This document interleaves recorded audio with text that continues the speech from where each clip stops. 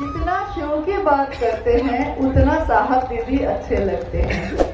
इसका उत्तर थोड़ा सा लंबा हो जाएगा, लेकिन मैं देख रही हूँ कि आप में से कुछ लोग खड़े हैं, तो इसका उत्तर दूं या ना दूं? मतलब पूरा दूं या थोड़ा सा? पूरा दे। अच्छा, जिसको खड़ा होना है होता रहे, हाँ हमको क्या। सही बात है। देखिए, जिज्ञासा क्या आई है? जिज्ञासा आई है कि जितना हम लोग महादेव की बात करते हैं उतना साहब दीदी याद आते हैं, उतना नजदीक लगते हैं। क्यों? क्योंकि साहब और दीदी का रहस्य है शिव की बात करना। ये कब हुआ? ये घटना जो माँ नीलमानंद के शिवलिंग होने के कुछ दिन के बाद एक दिन की चर्चा में साहब से ने बातों बातों में कहा, और ये बात उन्होंने आओ चले शिव की और पुस्तक में भी लिखी है। शिव और शक्ति पे बात हो रही थी। ये पूरा क्षेत्र तो भगवती की पूजा खूब करता है, तो भगवती की पूजा करने वाले को शिव अच्छे लगेंगे कि नहीं, और शिव की बात करने वालों को भगवती अच्छी लगेंगी कि नहीं, इसी पे बात हो रही थी। तो साहब ने कहा कि मैंने एक बार बहुत दिन पहले पूछा था कि शक्ति का रहस्य क्या है, तो आवाज आई, उत्तर आया कि नमः शिवाय। तो मैंने सोचा कि शक्ति का रहस्य नमः शिवाय कैसे हो सकता है? शक्ति रहस्य यानी भगवती, तो जब भगवती की बात होगी तो भगवती का ही मंत्र होगा, भगवती की ही पूजा होगी, रहस्य तो भगवती की हो रही है। लेकिन उत्तर मुझको मिला नमः शिवाय, तो नमः शिवाय तो शिव का मंत्र है, तो ये शक्ति का रहस्य कैसे हो सकता है? साहब ने कहा कि कुछ दिन मैंने छोड़ दिया, पुनः मैंने फिर से पूछा कि शक्ति का रहस्य क्या है, तो उत्तर आया नमः शिवाय। तब मैंने कहा कैसे? शक्ति है तो शक्ति का मंत्र होगा ना, शिव का मंत्र कैसे होगा? शक्ति की पूजा में शिव का मंत्र कैसे होगा? तो आवाज ने कहा कि ये बताओ कि तुम्हारे घर में जब तुम्हारे कार्यालय से, क्योंकि साहब उस समय डिप्टी कलेक्टर थे, तो उनके ऑफिस से भी कोई आता रहता था घर में कागज पत्र पे अपना साइन करवाने के लिए। आवाज ने पूछा ये बताओ कि तुम्हारे घर में अगर कोई फाइल लेकर आता है, ऑफिस से आता है, कार्यालय से आता है और कागज लेकर आता है, तो तुम उसको सोफा पे बिठाते हो, खिलाते हो, या फिर सीधे खड़े खड़े वापस कर देते हो? तो साहब ने कहा कि मैं खड़े खड़े वापस करता हूँ, क्योंकि वो कार्यालय से आया है, काम से आया है, तो मैं हस्ताक्षर कर देता हूँ और कहता हूँ कि लेके जाओ। फिर आवाज ने कहा लेकिन तुम्हारे घर में अगर कोई शिव का नाम लेकर आता है, ये कहता है, कुछ लोग आने लगे थे जिनको पता चला कि अगर साहब से काम करवाना है तो शिवशिष्य बन के जाना होगा, तो वो लोग अब इंजीनियर बन के नहीं आते थे, शिवशिष्य बन के आते थे, काम हो जाता था। तो यही आवाज ने कहा कि कोई तुम्हारे पास अगर शिव का नाम लेकर आता है तो तुम क्या करते हो? साहब ने कहा मैं अपने घर के सोफे पे बैठाता हूँ, मेरा गुरु भाई है, मैं अपने पास बिठाता हूँ। तो तुम्हारी पत्नी भोजन बनाती है? साहब ने कहा हाँ, मेरी पत्नी भोजन बनाती है, यहाँ तक कि तुम्हारी पत्नी उसकी जूठी थाली भी धोती है। साहब ने कहा हाँ, मेरी पत्नी उसके जूठे थाली को भी धोती है। डिप्टी कलेक्टर की पत्नी किसी को भोजन करा के उसके जूठी थाली को धो रही है, लेकिन किस रूप में? शिव शिष्या के रूप में।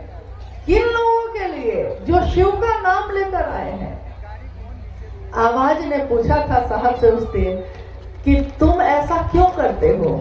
जो शिव का नाम लेकर आता है उसको अपने घर में बिठाकर भोजन कराते हो, तुम ऐसा क्यों करते हो?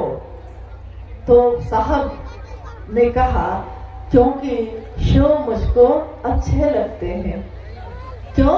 क्योंकि शिव मुझको अच्छे लगते हैं। तो आवाज ने कहा तो बताओ भगवती को शिव कितने अच्छे लगते होंगे, भगवती को शिव कितने अच्छे लगते होंगे। तो जब तुम शिव का नाम लोगे तो प्रसन्न भगवती होगी कि नहीं होगी। इसीलिए शक्ति का रहस्य नमः शिवाय है। और आपने अभी जिज्ञासा में कहा कि साहब और दीदी से मिलने का, यानी साहब और दीदी का रहस्य क्या है। तो जब शक्ति का रहस्य नमः शिवाय है तो साहब और दीदी के नजदीक होने का भी मैंने जो अनुभव किया है यही मामला है कि माँ के नजदीक होना है तो जो साहब ने कहा है वो करना होगा। साहब के नजदीक होना है तो जो शिव ने कहा है सो करना होगा। यानी देखिए, जो शिव ने कहा है वही करना होगा। तो आइए हम सब मिलकर साहब और दीदी के उस संकल्प को पूरा करें, आगे बढ़ाएं। साहब दीदी हम सबके साथ हैं, हर जगह हैं, जहां आप उनको पुकारते हैं। आज भी हर व्यक्ति की ये अनुभूति है कि जब उसने पुकारा है साहब को, दीदी को, जब उसने महादेव से दया की याचना की है उसको दया मिली है, साहब दीदी का साथ मिला है। इसके सिवा और कोई रास्ता नहीं है। एक बहुत सारे लोगों की जिज्ञासा है, ये बैनर लगी थी और बहुत जिले के लोग जा भी रहे थे, रुके हुए। उनकी जिज्ञासा है कि दीदी नीलम आनंद जी के द्वारा जो कहा गया शिव तुम जागो, यह समझ में नहीं आ रहा है, कृपया समझाने की कृपा करें। हाँ, ये पंक्ति है शिव तुम जागो, ये पंक्ति है दीदी नीलम आनंद जी की। क्योंकि वो शिव हमारा आपका जो मन में है, हमारे आपके मन में जो शिव है वो सोया है। शिव जो है, जो समग्र स्वरूप है शिव का, वो नहीं सोया है, वो जगह है। साहब ने भी यही कहा कि शिव जगह है, धरती सोई है। आपके घर में कोई जग जाए और बाकी सारे लोग सोए रहें तो आप क्या कहिएगा? यही कहिएगा ना कि जागो, सुबह हो गया। तो माँ नीलम आनंद जी ने देखा, साहब ने देखा कि शिव तो जगा हुआ है लेकिन दुनिया सोई हुई है। तो उन्होंने उस समय ये कहा शिव तुम जागो। कहाँ का शिव? जो मेरे हृदय में सोया हुआ है, सुसुप्त अवस्था में है लेकिन सोया हुआ है, वो जगे। और जब वो जगता है, जिस तरह पति का भाव जगता है तो हम पति बनते हैं, जिस तरह माँ का भाव जगता है तो वो माँ हो जाती है, उसी तरह जब शिव का भाव जगता है तो वो शिव का शिष्य हो जाता है, शिव जैसा हो जाता है, शिव रूप में हो जाता है, शिव स्वरूप में हो जाता है। इसलिए आपने पंक्ति पढ़ी है दीदी नीलम आनंद जी की कि आपका जीवन शिवमय हो, सुखमय हो, आप शिव के शिष्य बने रहें, यही मेरी शुभकामना है। शुभ कामना कौन देता है?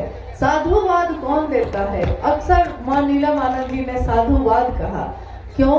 साधुवाद यानी साधु बनने का आशीर्वाद वही दे सकता है जो खुद साधु हो। जो साधु होगा ही नहीं वो दूसरे को साधुवाद कैसे दे सकता है? तो सभी शिव के शिष्य को दीदी नीलम आनंद जी के तरफ से साधुवाद है और आप सबका जीवन शिवमय हो, सुखमय हो, सचमुच में शिव के शिष्य बन जाए, इसकी कामना भी है।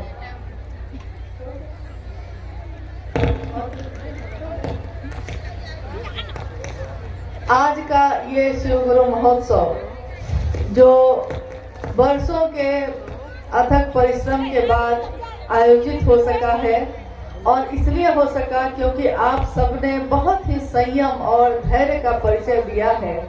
इसलिए हो सका क्योंकि कुशेश्वर स्थान के आसपास के दूर दूर तक के इलाके में कोई मैदान ऐसा नहीं था जिसमें शिव शिष्य बैठ सके। और बाद में हम लोगों को पता चला कि यहाँ के जो जमीन के, जो खेती की जमीन थी, उस जमीन के मालिक लोगों ने महादेव की चर्चा के लिए सहर्ष इस बार अपनी फसल भी नहीं लगाई। तो जिस भूमि को उन्होंने महादेव की चर्चा के लिए दान दिया और अब वो फसल लगा सकेंगे, महादेव से मेरी कामना है कि उनके जमीन की ये फसल चौगुनी हो, इसी की कामना है, क्योंकि उन्होंने महादेव के लिए किया है। जो महादेव के लिए खड़ा होता है, महादेव और उनके गण उसके लिए खड़े होते हैं। आइए आज इस गुरु के मंच पे बहुत सारे नामों की घोषणा लिख कर आई है। आज से और अभी से इन सभी लोगों ने जिन्होंने भी अपना नाम यहाँ भेजा है, इनके नाम की घोषणा वायु के अंतरिक्ष साम्राज्य में प्रेषित की जाती है। कृपया दर्ज हो। जागा जागा